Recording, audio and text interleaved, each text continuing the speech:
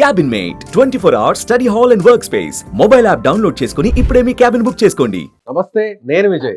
Operation Sindhu పేరుతో 9 చోట్ల పాకిస్తాన్ పీవెకోలేనటువంటి అనేక ప్లేసెస్ మీద అటాక్ చేసింది మన ఇండియన్ ఆర్మీ. ఇప్పుడు తాజాగా పాకిస్తాన్లోని లాహోర్కి సమీపంలో, ఎయిర్పోర్ట్కి సమీపంలో కూడా మరికొన్ని అటాక్స్ జరిగినట్టుగా వార్తలు వస్తున్నాయి. దీని గురించి డిస్కషన్ చేద్దాం. మనతో పాటున్నారు retired Indian army officer colonel వివిరా గారు. సార్ నమస్తే. నమస్తే సార్, మీరు డైరెక్ట్గా కాశ్మీర్ బోర్డర్లో మీరు ఆపరేషన్లో పార్టిసిపేట్ చేశారు. అలాగే కౌంటర్ టెర్రరిజంలో కూడా మీరు యాక్టివ్ రోల్ ప్లే చేశారు గతంలో.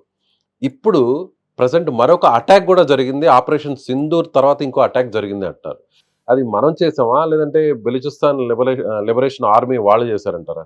ప్రస్తుతానికి మనకి ఇన్పుట్స్ ఏమి లేవని Hmm. ఎందుకంటే బలూచిస్తాన్ వాళ్ళకి పంజాబీస్కి చాలా కాన్ఫ్లిక్ట్ ఉందండి. Hmm. కాకపోతే ఏంటంటే లాహోర్ వరకు వచ్చి చేయడం అన్నది కొంచెం డౌట్ఫుల్ అవుతుందండి. ఎందుకంటే Hmm. కౌంటర్ లోకల్స్ కూడా కౌంటర్ చేయడానికి చాలా ఈజీ అవుతుంది. Oh. సో ఏ విధంగా చేశారు, ఎవరు చేశారు అన్నది మనం కనుక్కోవాలి. Hmm. కొన్నిసార్లు ఏమవుతుందంటే అండి, Hmm. చాలా వింతది. Hmm. వాళ్ళే ఐఎస్ఐకి కొన్ని విషయాలు పడవండి, వాళ్ళే చేయించేస్తూ ఉంటారు. ఇప్పుడు చాలామంది లీడర్స్ని చంపడం జరిగింది. మీరు ఎనలైజ్ చేస్తే ఆ లీడర్స్ ప్రొఫైల్స్ అన్నీ Hmm. వాళ్ళంతా వేస్టెడ్ అవుట్ ప్రొడక్ట్స్ అండి. అంటే ఎలా సార్? ఐఎస్ఐఏ వాళ్ళని తీయించేస్తుంది, Hmm. చంపించేస్తుంది. ఇంకో గొడవ లేదు, చంపించేస్తుందా? చంపించేస్తుంది. రీజన్? మీకు ఎప్పుడైనా సరే ఇది ఈ ఇస్లామిక్ రాజుల దగ్గర ఈ హిస్టరీ చదివినప్పుడు కూడా Hmm. ఎవరైనా ఏదైనా సరే ఇంపార్టెంట్ పని చేసిన తర్వాత, అంటే వాళ్ళకి కావాల్సింది డర్టీ పని చేసిన తర్వాత ఎవిడెన్స్ లేకుండా చేయడానికి వాడిని చంపించేస్తారు. Hmm. మళ్ళీ దొరికిపోతే ఆధారాలు మళ్ళీ బయటకు దొరికితే వస్తాయి. ఎక్కడైనా స్టేట్మెంట్ ఇస్తాడు, లేకపోతే ఏదో ఒకటి ఇస్తాడు అని చెప్పి ఒక్కోసారి రోడ్ యాక్సిడెంట్ చూపిస్తారు, ఒకసారి ఇది చూపిస్తారు. ఇటువంటివి జరుగుతాయి. అవసరం తీరాక ఇంకా అవసరం వాళ్ళ తీరాక ప్రాణాలనే వదిలేస్తారు తీసేస్తారు. బేసికలీ.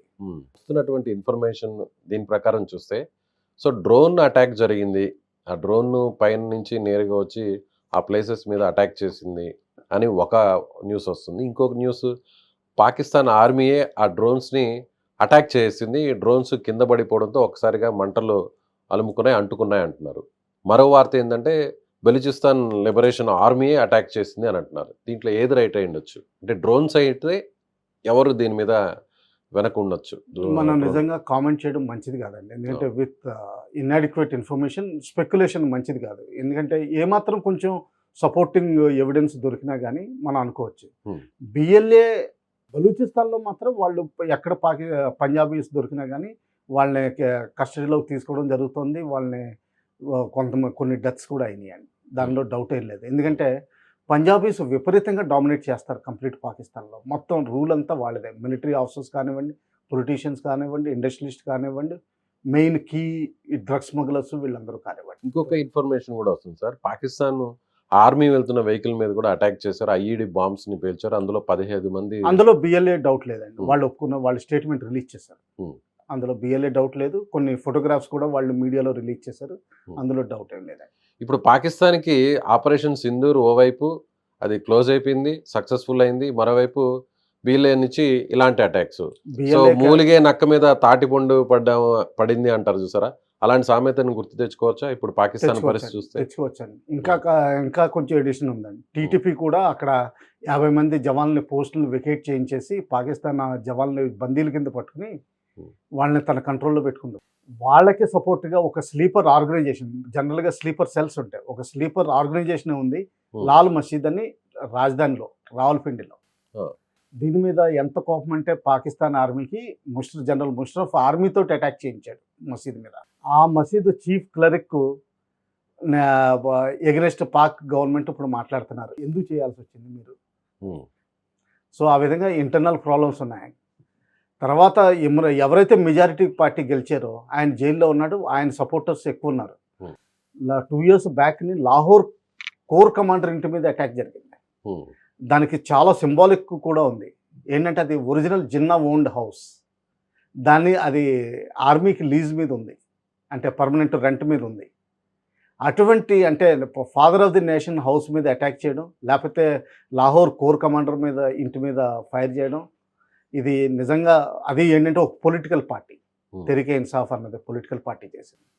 సో దీనికి అప్పటి నుంచి పాకిస్తాన్ ఆర్మీ రెప్యుటేషన్ చాలా దెబ్బతిందండి. మునీర్కి ఇమ్రాన్ ఖాన్ గారు అంటే చాలా కోపం. అందుకే జైల్లో జైల్లో పెట్టారు. అలాగే ఒక లేడీ ఉండేది, lady activist, western based but లాహోర్లో ఉండేది. ఆవిడ she the daughter of ex lieutenant general. ఆవిడని కూడా అందుకని జైల్లో పెట్టారు. సార్ పాకిస్తాన్ ఏ చిన్న అటాక్ జరిగినా కూడా చాలా అలర్ట్గా ఉంది. 15 రోజుల నుంచి మనకంటే ముందు ఎప్పుడైతే పెహల్గాం ఇన్సిడెంట్ జరిగిన మరుసటి రోజు నుంచి కూడా మొత్తం అలర్ట్ అయ్యారు. బోర్డర్ అంతా కూడా మొత్తం బలగాల్ని మోహరించారు. ప్రతి ఒక్కరు కూడా పాకిస్తాన్ గవర్నమెంట్లో ఉన్న ప్రతి ఒక్కరు భారత్ మా మీద దాడి చేయబోతుంది, మరికొన్ని గంటల్లో ఎయిర్ స్ట్రైక్స్ చేయబోతుంది, అటాక్స్ ఉండబోతున్నాయి, అలర్ట్గా ఉండండి, ఇలా రకరకాల స్టేట్మెంట్స్ ఇచ్చారు. కానీ తీరా అటాక్స్ జరిగిన తర్వాత పాకిస్తాన్ వైపు నుంచి ఇప్పటివరకు కూడా కౌంటర్ అటాక్ లేకపోవడానికి కారణం ఏంటి? ఫస్ట్ థింగ్ ఏంటంటే వాళ్ళు ఇంటర్నేషనల్ ప్రెషర్ తీసుకురావాలని చూస్తున్నారు. Hmm. నిన్న కూడా మాట్లాడారు, న్యూక్లియర్ అవ్వచ్చు, దాన్ని కంట్రోల్ చేయండి అని. అది ఎప్పుడైతే అవుట్ ఆఫ్ కంట్రోల్ అయిందో వాళ్ళు ఏమని చూపిస్తారంటే, మేము విక్టిమ్స్ ఆఫ్ టెర్రరిజము, ఇండియా మా మీద దాడి చేస్తుంది, వాళ్ళు ఏదో ఇంటర్నల్గా వాళ్ళ ఓన్ అటాక్ చేయించుకుని మా మీద నెపం పెడుతుంది, మేము కూడా టార్గెట్స్ ఇప్పుడు సెలెక్షన్ చేసుకుంటామని కొన్ని గంటలు ఆగుతారు. దాని తర్వాత ఇంకోటి ఏముందంటే, ఇప్పుడు నిన్న అటాక్స్లో 9 అటాక్స్లో పోయిన టెర్రరిస్టులు వాళ్ళకి కల్మా చదువుతారు. ఆ కల్మా చదివినప్పుడు చాలా ఎమోషనల్ బీటింగ్ అది అవుతుంది. మన మొహరంలో ఎలా వాళ్ళ చేస్తారో మత సాంప్రదాయం ప్రకారం సాంప్రదాయం చనిపోయిన ప్రకారం. తర్వాత 2వ రోజు 3వ రోజు అందరూ కూడా అక్కడ అసెంబ్ల్ వెళ్ళి అవుతారు. ప్రార్థనలు చేస్తారు. Hmm. అది జనరల్గా చాలా ఎమోషనల్ కూడా తయారవుతుంది. జులుస్ తీయడం, తర్వాత ఏడవడం. మొహరంలో ఎలా జరుగుతుందో దాదాపు చైన్ తోటి కొట్టుకోకుండా తప్పించి మిగతాదంతా జరుగుతుంది. సో ఆ టైంలో నేను అనుకోవడం పబ్లిక్ ప్రెషర్ బిల్డ్ చేయడానికి పాకిస్తాన్ చేసే అవకాశం ఉంది. సో నెక్స్ట్ 72 అవర్స్లో జరిగే అవకాశం ఉంది. Hmm.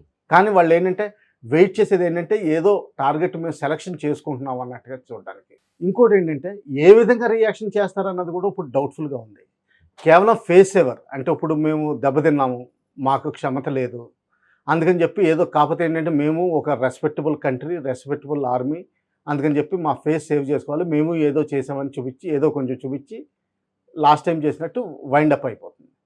అలా కాకుండా ఇంకేదైనా ప్లాన్ చేస్తే మాత్రం చాలా తీవ్రమైన పరిశీలనలు ఉంటాయి. వాళ్ళు కూడా ఆలోచించాల్సి.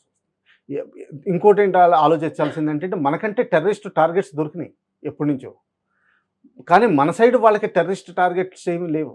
ప్రపంచానికి చెప్పడానికి ఏమీ లేవు, నిజంగా చేయాలన్నా ఏమీ లేదు. సో దానివల్ల ఎవరిని చేయగలుగుతారు? ఓన్లీ ఆర్మీ ఇన్స్టలేషన్స్ చేయగలుగుతారు, మన లాజిస్టిక్ ఇన్స్టలేషన్స్ చేయగలుగుతారు, లేకపోతే మ్యాక్సిమం ఇప్పుడు ఇండస్ వాటర్స్లో ఏ అయితే బ్రిడ్జ్లు, డ్యాములు ఉన్నాయో వాటిని డ్యామేజ్ చేయగలిగే ప్రయత్నాలు చేయొచ్చు. ఈ విధంగా జరగచ్చు. Right. Thank you sir. Thank you so much.